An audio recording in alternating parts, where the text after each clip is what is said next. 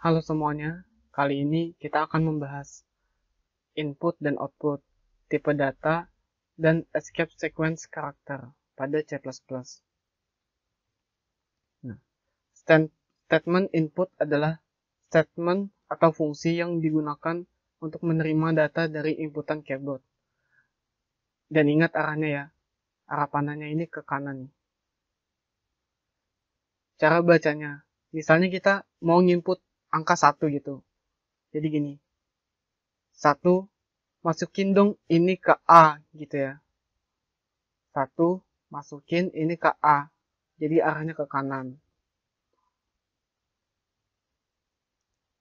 Nah, berbeda dengan output, arah ininya ke kiri ya. Statement output adalah statement yang digunakan untuk menampilkan data ke layar monitor. Contohnya, 1, masukin dong ini ke cout. Nah, jadi dia nampilin 1, tampilin dong ini ke cout. Nah, seperti itu. Nah, kalau output kan sudah kita coba dari tadi ya. Jadi, halo, tampilin dong ini ke cout. Nah, sekarang kita coba in. Pertama, kita bikin variabelnya dulu ya. Untuk penjelasan variabel lebih lanjut, nanti setelah ini ya. Pertama, integer. Integer ini digunakan untuk menyimpan bilangan bulat. Nah, kita coba A ya. Kayak yang di slide tadi. Baru kita masukin nih. In. Masukin ini ke A. Tuh. Terus kita tampilin isinya. Isi nilai A adalah string. Kita coba run ya.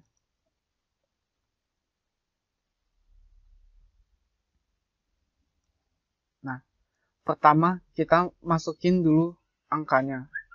Misal 1 tadi ya. 1. Jadi 1 masukin ini ke A. Tuh.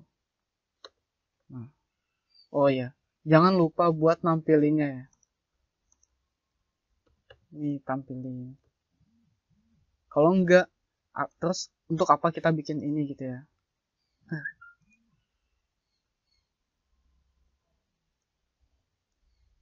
Satu masukin ini ke A. Nah. Terus kalau cout ini tadi tampilin gitu ya. Isi nilai A tampilin di cout. A ini tadi tampilin di cout. Gitu. Selanjutnya di sini ada jenis identifier. Di sini kita akan menjelaskan konstanta dan variabel. Identifier konstanta dan variabel digunakan untuk menampung nilai. Nah, di sini ada konstanta.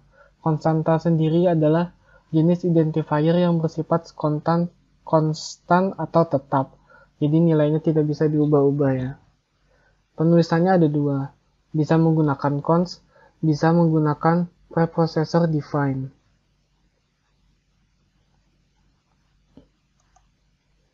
Nah, kita coba.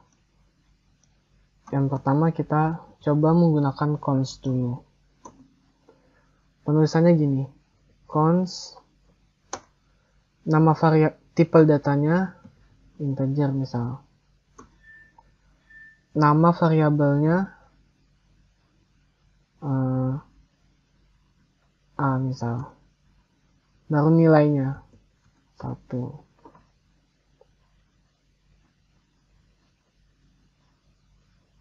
Misalnya kita tampilin dulu isinya apa. Isi nilai A. Baru kita tampilin di sini.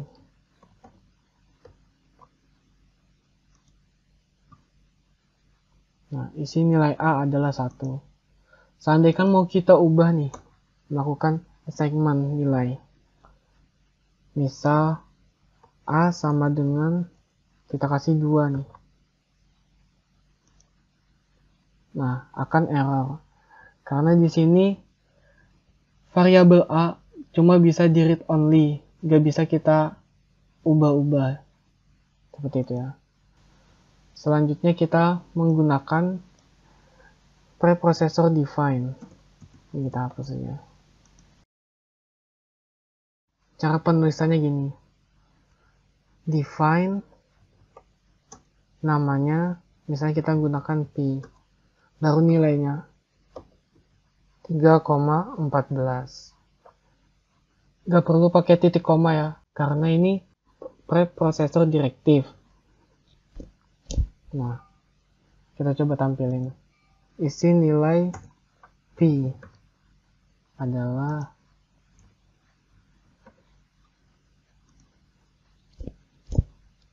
seperti ini ya.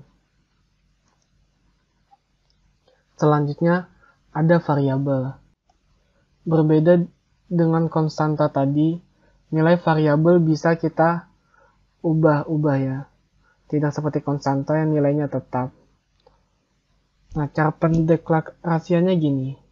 int a, float a, char. Atau kita bisa juga menggunakan inisialisasinya nih, seperti ini. Nah, kita coba variabel tadi. Ini hapus saja. Misal di sini int a. Kita kasih nilainya 5 misal. Nah, int ini adalah tipe data buat nyimpan bilangan bulat ya. Misal mau kita ubah. Atau gini aja. Isi nilai A. A adalah, ini kita tampilin nilainya dulu. Baru kita gunakan ANDL. ANDL ini digunakan untuk membuat baris baru ya. Nanti ada lagi juga /n. Fungsinya sama. Baru kita bikin untuk masukannya. Masukkan nilai A yang baru. Misal baru titik koma cin, masukin A. Baru kita tampilin lagi nih cout.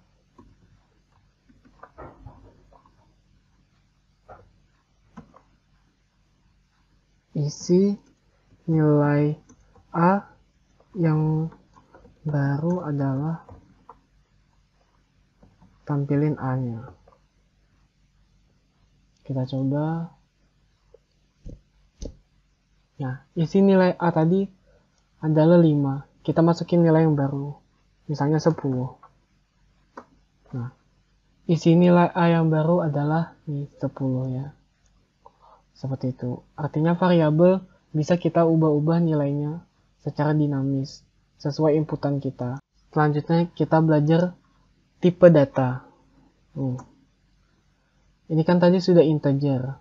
Ini kita kasih komentar dulu ya. Seperti ini.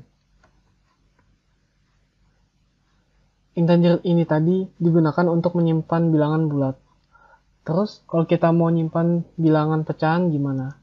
Kita bisa menggunakan float, atau kita bisa juga menggunakan double. Perbedaannya antara float dan double adalah di jangkauan dia menyimpan nilainya.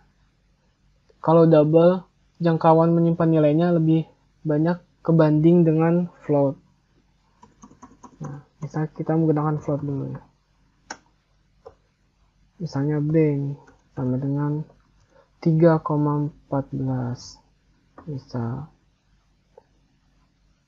Terus ada lagi nih, tipe data char. Char digunakan untuk menyimpan sebuah karakter tunggal. Misal C sama dengan isinya apa.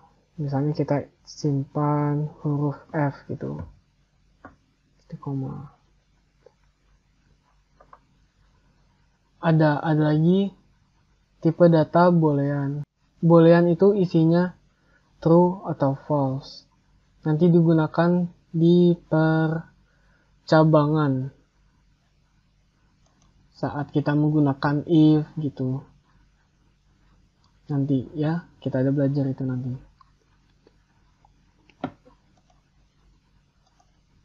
Nah, untuk tipe-tipe data yang lain bisa kita lihat nih. Ada int, ada long, ada char tadi ya. Float, double. Nih perbedaan float dan double.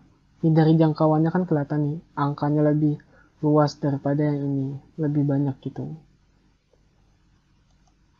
Nah, misal kita coba gini. Cout.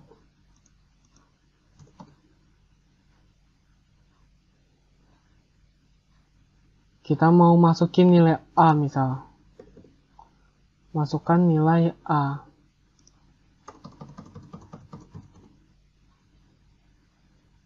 Terus ini kita nampilin isi nilainya. Nilai A kan integer, artinya bilangan bulat. Apa jadinya kalau kita masukin dia bilangan pecahan? Misal nih, 5,5. Nilai A adalah 5. Nah, yang koma 5 ini gak dia baca. Kenapa? Karena tipe datanya adalah integer, artinya bilangan bulat. Terus gimana kalau kita mau gunain agar dia bisa membaca koma 5-nya? Kita ganti aja. Ininya menjadi float. Seperti itu. Kita coba 5,5. Nah, bisa ya. Seperti itu. Selanjutnya ada lagi nih escape sequence. Escape sequence adalah biasanya digunakan untuk mewakili sebuah karakter. Misal ini kita hapus aja ya. Kita bikin ulang ya. Cout.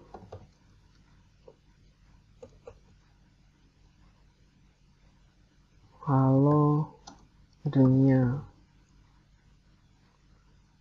Tadi kan kalau kita mau bikin baris baru misal gini.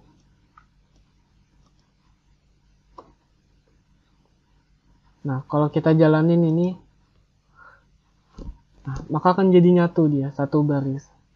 Kalau mau bikin baris baru kan kita gunakan NDL tadi ya. Nah, terus ada lagi nih, kalau mau bikin baris baru, menggunakan \n. Nah, seperti itu. Perbedaan mendasarnya kita menggunakan \n sama NDL. Kalau \n tempatnya ada di dalam petik ini ya. Berbeda dengan NDL. Kalau NDL nggak di dalam petik dia. Seperti itu. Terus ada lagi nih, kalau mau kita mau bikin tab, bisa menggunakan /t. Seperti itu.